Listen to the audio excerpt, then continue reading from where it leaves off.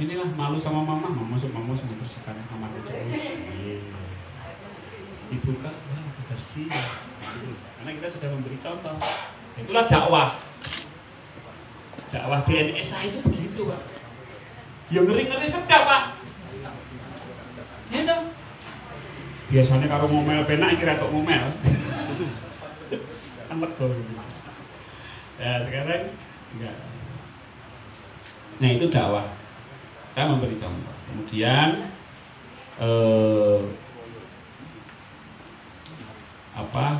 setelah kita memberi contoh ya kita itu dakwah itu dengan bil hikmah.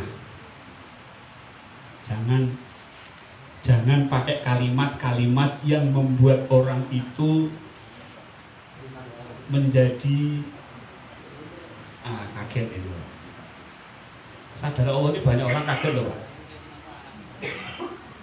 Sadar Allah. Apa namanya sadar ngono kuwi terus ora salat. Guru-guru ngecap ora salat. Pernah nggak dicap gitu, Pak? Itu perlu dikira nafas. Hati-hati loh, kowe ngodi aja ora salat badan. Mesti ngono. Gitu Pak. Karena sadar Allah itu di sini nggak ada. Sadar Allah itu baru ada diproduksi oleh Padepokan Patra, Pak. Kok jenengan kalimat sadar Allah itu neng Quran ora ono, Pak. Betul nggak? Terjemah itu nggak ada, tafsir nggak ada, Pak. Bukan ono. Kalimat sadar Allah loh ya. Kesadaran yang disambungkan dengan Allah itu nggak ada. Yang ada baru di Padepokan. Saya belum lihat yang pakai kata-kata sadar Allah. Maka jangan pakai kata sadar Allah kalau mau ceramah di luar. Bapak Ibu misalnya ceramah di pengajian-pengajian, jangan pakai kata sadar Allah, bahaya. Karena di sini tuh nggak ada, Bu. Pikiran atau memori manusia itu nggak ada, istilah sadar Allah itu nggak ada. Itu berbahaya, apalagi menyampaikan agama. Apalagi dakwah di depan orang-orang yang siti-siti betengah. Wes, apa dibetengahke? Ini dalilnya apa? Apakah sadar Allah itu ada dalilnya? Wah. Kan gitu.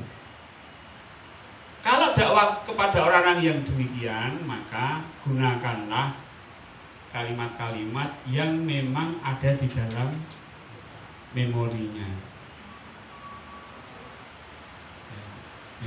Memorinya apa? Gak ada sadar Allah.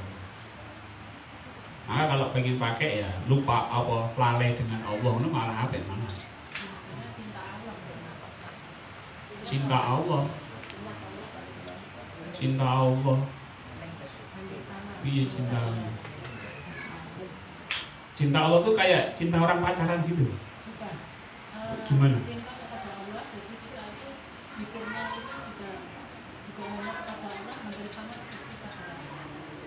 Cinta kok sama dengan sadar itu gimana? Nah, kok sama dengan sadar? Isinya. Ya, cinta itu perasaan atau gimana, Bu? Perasaan. Rasa cinta apa gimana? Sadar cinta. Mencintai kepada Allah.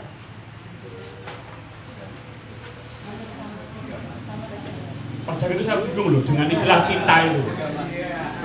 Saya bayangkan, apa ya kalau cinta kalau bojoku kae. Iya ngono lho, Bu.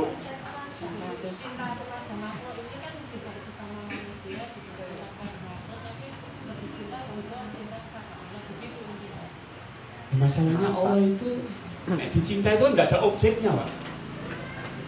Objek kan berarti bukan Allah, itu masalahnya.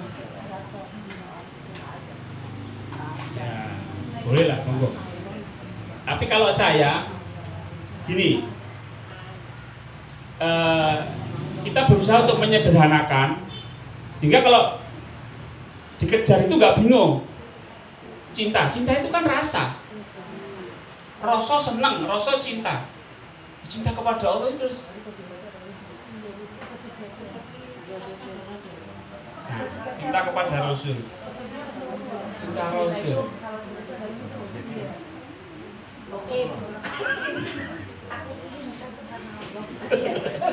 Ya, enggak, kita gini. Dalam konteks dakwah itu ini dalam konteks di sini ya. Nanti monggo kalau mau dikembangkan. Tapi di sini itu kita konsepnya adalah kesadaran, bukan rasa. Jadi gini, cinta kepada Allah itu berbeda dengan cinta kepada makhluk. Jangan disamakan.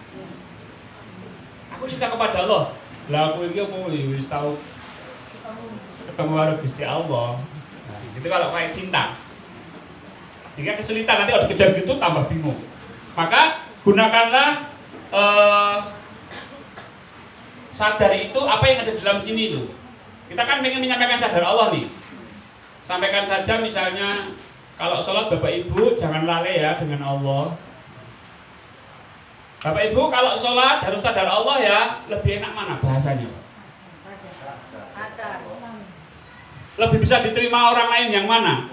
Bapak Ibu jangan lalai kepada Allah ya ketika sholat. Bapak Ibu sadar Allah ya ketika sholat. Kira-kira lebih diterima yang mana? Yang satu atau yang dua? Lalai. Karena di sini tuh di dalam pikiran manusia itu adanya lalai, ghaflah, lalai, lupa. Maka pakai bahasa itu. Jangan melupakan Allah ketika sholat. Jangan melalaikan Allah ketika sholat. Maka bahasa Quran pun juga seperti itu. Bahasa Quran itu la taqrabu sholata wa antum sukara. Jangan kamu sholat, mendekati sholat ketika kamu itu mabuk. Itu apa sebenarnya? Lalai. Wong lalai itu mabuk. Sholat atau ngumyang bila orang terkenal ini bawa pun ini namanya ngumyang. Wong ngumyang itu mabuk. Enggak mudah maksudnya apa? Ngumyang namanya. Nah kita jangan seperti itu. Bapak Ibu kalau sholat jangan. Enggak boleh Bapak Ibu. Daripada sadar Allah ya, sadar Allah ya. Hadisnya mana? Sadar Allah. Karena di sini nggak ada hadisnya yang sadar Allah nggak ada. Baik itu dakwah bil hikmah. Ada sesuai dengan bahasa. Nah, kenapa saya menggunakan kata mindfulness untuk mengajarkan 3T, T1 menerima? Orang itu kalau suruh nerima sulit Pak. Wah, nerima angel. Yo. Betul nggak? Anggur dari Pak Burlian itu nerima orang noneh. Jadi kata nerima itu sudah menjadi momok. Terus di sini tuh nerima sama dengan angel. Betul. Nerima sama dengan angel. Maka saya menggunakan kata mindfulness.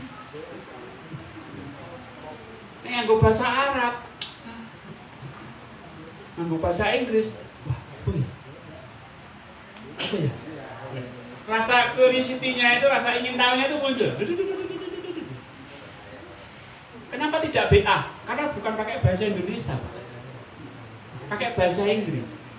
Orang lebih menghargai bahasa Inggris daripada bahasa Arab. Orang lebih menghargai bahasa Inggris daripada bahasa Indonesia. Betul nggak?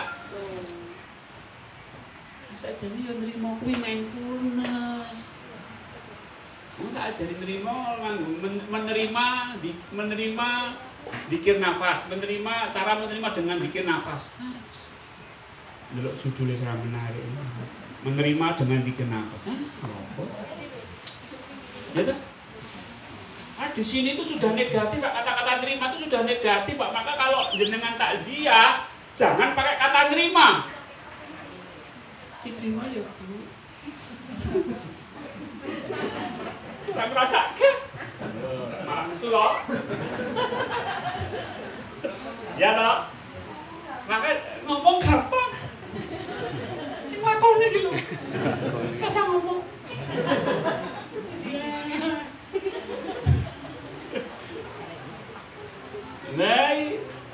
di sini sudah menerima itu sulit, maka dakwah jangan pakai kata menerima. Maka saya Pak T1. Wah, kok T1? Subhanallah. Loh, kok subhanallah? Orang kan nggak ada subhanallah menerima itu coba. Mungkin itu ya terbitan Padepokan Patra ya gitu. Gitu Pak. Padepokan lainnya itu nggak ada Pak yang terima sama dengan subhanallah itu nggak ada Pak. Ayo pernah. Ustadz di Padepokan mana yang menyebutkan bahwa menerima itu adalah subhanallah? Ayo, Padepokan mana? Maksudnya sing selain ya kan nggak ada tuh Pak. Pokoknya produksi ini Padepokan Patra tapi aneh-aneh. Tapi ini tak jelaskan logis ya, bener nggak Pak? Dari subhanallah menjadi menerima. Ini pakai subhanallah, pakai mindfulness, pakai subhanallah jadi macet Pak, angel Pak. Subhanallah, macet aja anehnya nih. Ini mau piye angel. Mindfulness. Wah. Boleh searching di internet. Mindfulness sih. Wah, penelitiannya biaya penelitiannya. Penelitian apa? Iki melu kursusnya bayarnya 5 juta. Mingkon rimo kowe bayarnya 5 juta, Pak. Ya jari nang kene gratis. Disugoi pembicaranya ya lucu-lucu. Ya toh?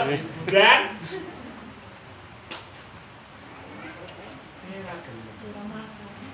Isik ra mangkat. Alasane ono wae. Ya ora apa-apa, kita doakan mudah-mudahan beliau sedang ikut online.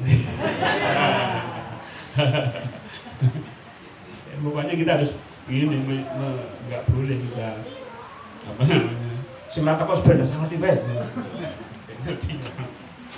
Nah, pakai mindfulness itu lebih rasa ingin, dan sekarang sedang tren ya kan Bu Bapak, mindfulness sedang tren loh. Dakwah ke depan ini mungkin brandingnya itu mindfulness Pak. Orang belum, ya sudah tren, tapi di sana di Eropa, Amerika tren, di Indonesia belum. Apalagi di Islam, wah serono. Mungkin juga satu-satunya di Padepokan Patra itu mindfulness Islam. Yang mindfulness loh gitu. Padahal itu di Amerika, di sana sudah. Bahkan di sekolah-sekolah Buddha, sekolah Buddha di Indonesia itu mereka itu diajarkan mindful ketika di kelas. Jadi ketika pelajaran itu setiap 1 jam itu ada suara lonceng Pak. Mereka langsung meninggalkan, langsung meletakkan alat tulisnya, langsung meditasi Pak. Itu setiap 1 jam. Saya baca di webnya. Wah, nah Islam gitu kan kita bisa melatih anak-anak itu ketika sholat. Allahu Akbar, Allahu Akbar. Bayangkan tuh, langsung antem. Meditatif. Sadar Allah. Nek boleh dalile ya ora ono.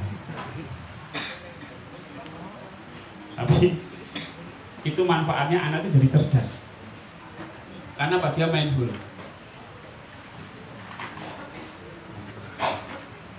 Ini sekarang banyak digunakan Pak. Makanya kalau kita Islam ini ketinggalan secara keilmuan, padahal Islam ini sudah ada. Makanya dakwah ke depan ini nanti kita akan mengembangkan mindfulness. Maka di sini insya Allah akan kita kembangkan itu mindfulness sehingga lebih meluas,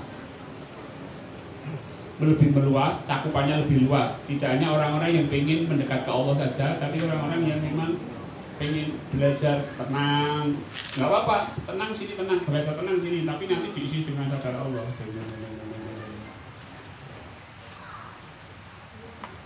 Nanti mencakup penelitian, riset, kemudian penulisan buku, Jadi kalau Bapak Ibu lihat di situ ya, di kamar itu kantor kita.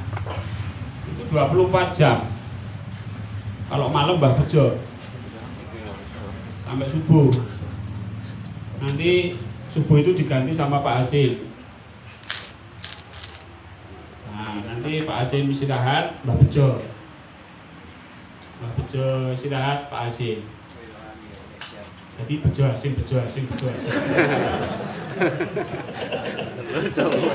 Nah, nulis gitu.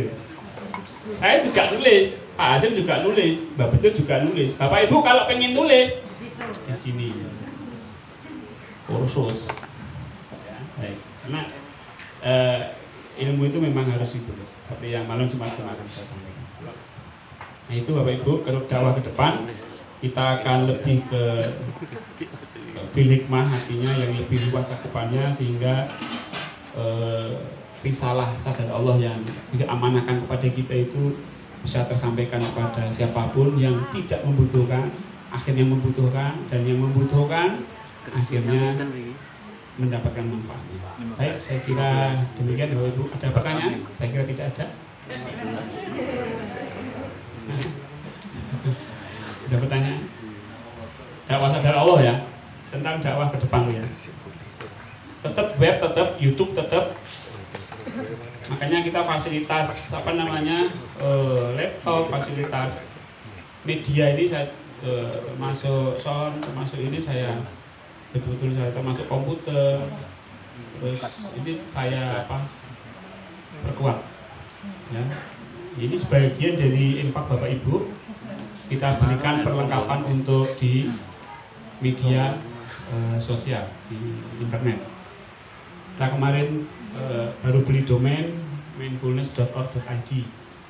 Ya, alhamdulillah sudah bisa akan dipresentasikan oleh Pak Hasim webnya.